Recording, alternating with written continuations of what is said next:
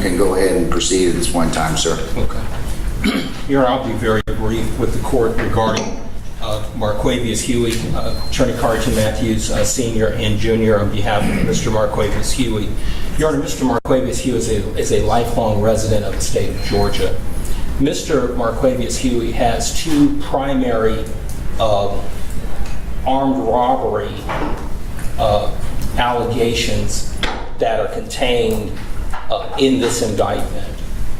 Your Honor, one is stemming from an April 2019 incident, and the other, there was a preliminary hearing that we conducted in August of 2021. So he did get arrested in April of 2019 for an armed robbery. He did get arrested in 2021 for an armed robbery. Procedurally, Your Honor, with respect to the 2021 armed robbery, I'll take that one first. We conducted a preliminary hearing in that particular case on August 21st of 2021. The lead detective in that case testified at the preliminary hearing in that case.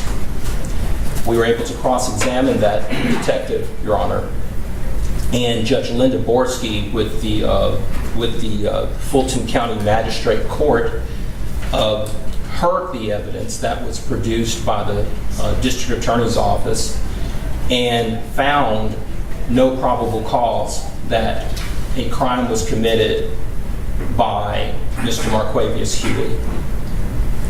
Mr. Marquavius Huey's armed robbery charges were dismissed on that day, August 21st, 2021, from the 2021 allegations. So he was released. Now, he was already out on bond on the April 2019 allegation.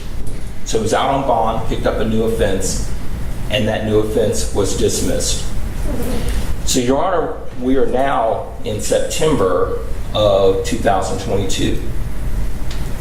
Earlier this year, the original armed robbery case from April of 2019, it was indicted, and it was assigned to the Honorable Eric Dunaway in this Atlanta circuit. Your Honor, we were called into trial on that particular April 2019 case.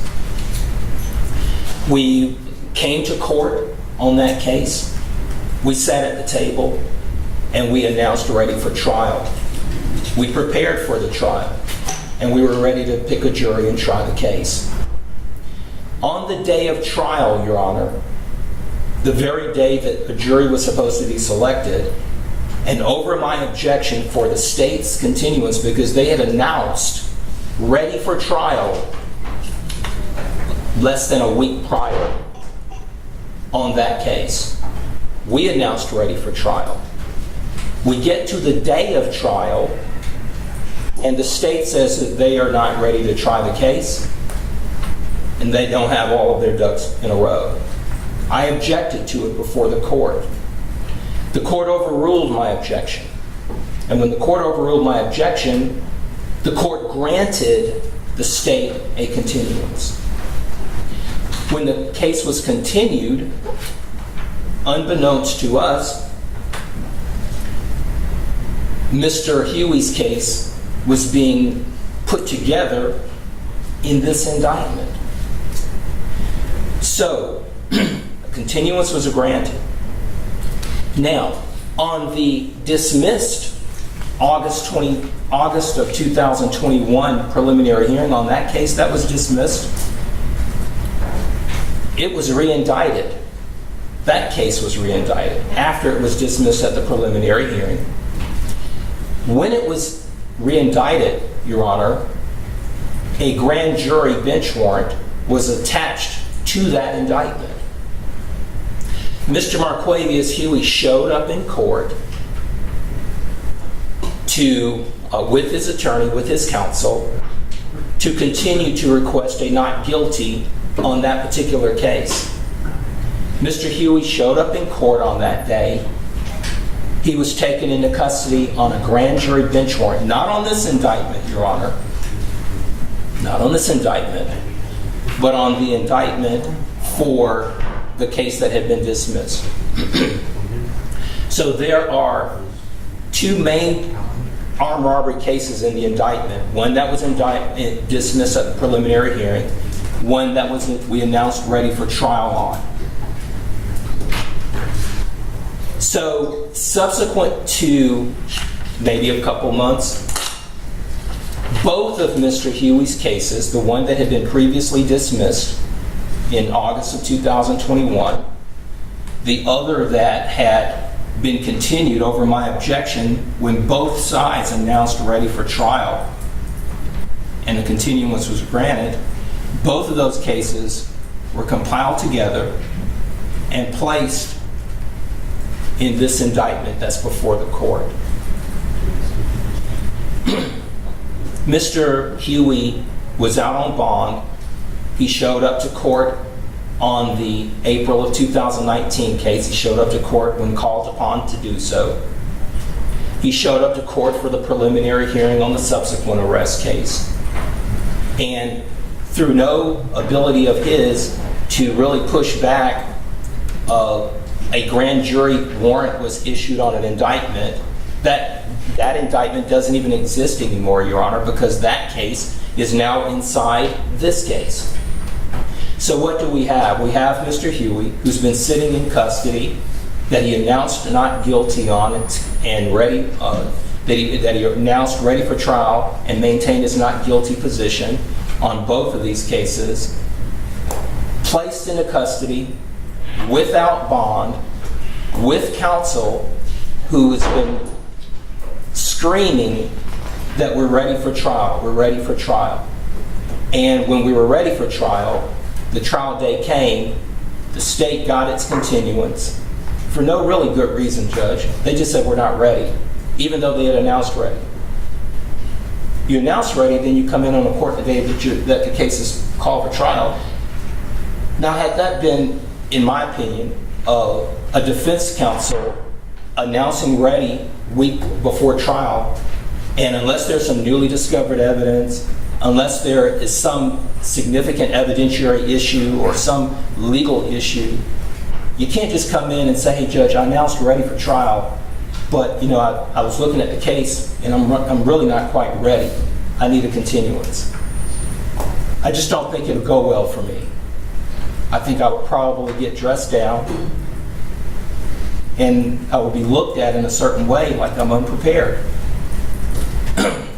So, Judge, I'm asking the court to look at the procedural posture in how Mr. Huey is in this indictment and whether or not he deserves a bond on these charges. A case that was, and also, Your Honor, I will note to the court that the case that was dismissed at the preliminary hearing, I have now learned, Your Honor, in recent weeks, that that particular alleged victim has passed away.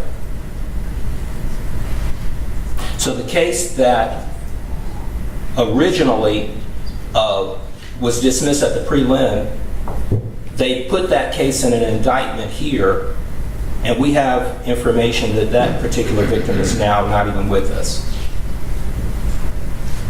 Through my investigations and preparation for trial in the April 2019 case, and I don't want to get in too far deep into all of the facts of that case, but I do want the court to know that in the April 2019 case, the way that Mr. Huey was identified in that case as being allegedly involved is because one of the victims, alleged victims in the case, Mr. Maynard, says that he saw my client on social media wearing a ring that he believed was his ring.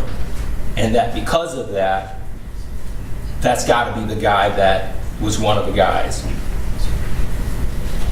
The detectives took that information, presented it to a magistrate judge, and got probable cause. Through our preparation for trial on that case, we were able to determine that both of these alleged victims in that case, they both have felony records, felony certified convictions that we've been able to produce.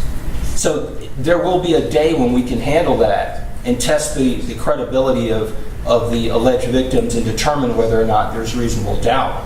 But I bring all of that up to show the court that where there is issues in the indictment with respect to the procedural posture and how we got here in terms of equity and fairness, and also some of the weaknesses in the case. When we hear armed robbery, when we hear carjacking, when we hear guns, we automatically think violence, and we think, okay, well, I'm not so sure about a bond here. But our client, Mr. Huey, was out on bond on these two cases. These are the two cases that are driving the indictment with respect to Huey. Now, there are other charges in the indictment, Your Honor, but those are the two main thrust predicate cases that are forming his alleged involvement in this indictment. So what I'm asking the court to do, Your Honor, is the only reason he's in custody today, Judge, is because of a grand jury bench warrant on that original, on that subsequent armed robbery case that was dismissed at the preliminary hearing, where the alleged victim now has passed away. He went back into custody on a grand jury warrant. I asked that it not that he get a bond on it. The state said no. I mean, the court said no. He's not going to get a bond on it. So I'm asking this court to grant a reasonable bond in this case. A reasonable bond, Your Honor. We're asking, given the what I presented to the court and where we are in the case, and based upon my representations to the court, him being a lifelong resident of the state of Georgia, he has retained counsel. He's been sitting in custody on a case that he announced ready for trial on, that the state got a continuance on, and then they surreptitiously placed him in this indictment. The other warrant was dismissed. No finding of probable cause. Grand jury warrant goes for it. They put a slap of warrant on him. So I believe, Your Honor, based on what we presented to the court, we don't have any evidence, Your Honor, that he will not come to court when called upon to do so. And if the court has any pause about that, then we can put measures in place, because he's presumed innocent of these charges. And there having been a finding of no probable cause on one grouping of cases, there's been an evidentiary finding that not only is he presumed innocent, but there has been a level of scrutiny on the facts of the case and a finding that Mr. Huey didn't commit the crime. And I believe that goes a long way towards the court considering whether or not a bond is reasonable in this case. Because the first tier, or the second tier, the first tier is the warrant that the detective presents to the magistrate judge, and they get the warrant. The second tier is when that warrant is tested by a magistrate court judge at a probable cause hearing. So that evidence was tested. This was not a dismissal because the detective didn't show up or a witness didn't show. So this was not a default dismissal. This was a testing of the evidence. And when that evidence was tested, Your Honor... Okay, you told me that already, so let's move on to something else. So, Judge, I'm asking this court respectfully to put a bond in place of $75,000 with a ankle monitor that Mr. Huey can pay for himself, with conditions that he have no contact with any alleged co-defendants, with a 24-hour house arrest scenario, and that he be allowed to come to court and to meet with his attorneys. We are asking the court to set a bond based upon the conditions that we put forth, based upon the information that we have presented to the court, and for any other reasonable conditions that the court believes are fair and appropriate under the circumstances. Thank you, Your Honor. Okay. Mr. Abt, I'm sorry, it's really distracting you talking.